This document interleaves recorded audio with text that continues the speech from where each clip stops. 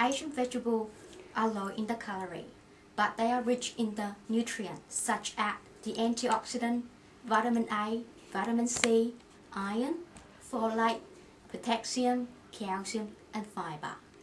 There's a variety of the Asian vegetables. However, today I'm going to show you some of the most common Asian vegetables as well as the way of using them. The first one that we have got here is the bok choy. So bok choy has two varieties. One is the baby version, which has a flat stem and green in the color, while the standard version has a thinner stalk but white in the color. The second type of the vegetable that we have got here is the choy sum. Similar to the bok choy sum has two varieties. This is the baby version. So you can see the stem is much more thinner than the standard version.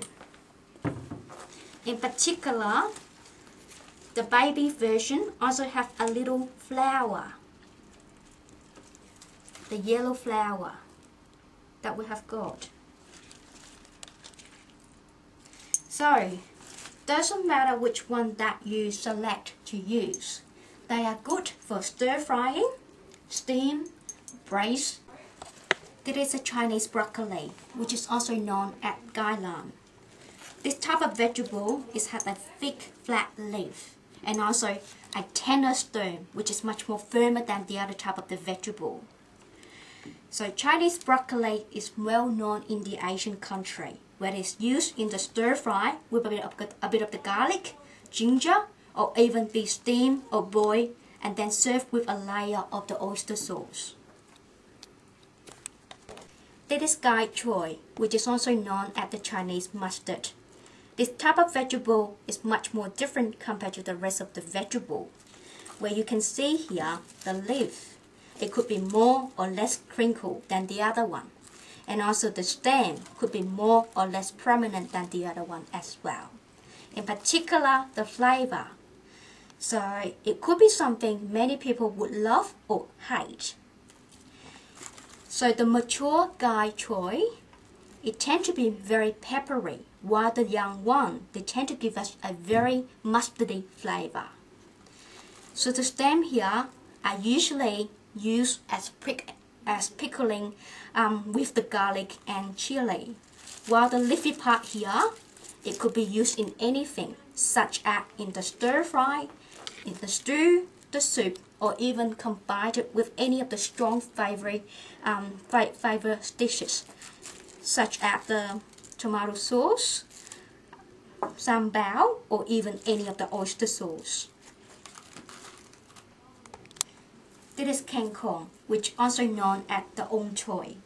It is an extremely popular and common type of the vegetable in the Asian country. So kangkong has a very mild flavor, but it could be used raw as in your salad, or even be stir-fried with a bit of the chili, ginger, or simply as garlic and the fish sauce. Or it could even be stir-fried with anything strong in the flavor, such as sambal. Chinese cabbage, which also got the name of the warm bok as well. It looks very similar to the cost lettuce, but it's much more larger and also in a cylindrical shape as well. So it could be used as a salad, add to the stir-fry soup, or even mixed with the meat as the filling for the vegetable dumpling. Here's the melon group. What I have got here is the winter melon, tsigua, and bitter melon. So these two types of the vegetable are very similar in terms of the texture and the color. The only difference in between those two is one is coated with a very smooth layer and the other one has a little bit of the hair.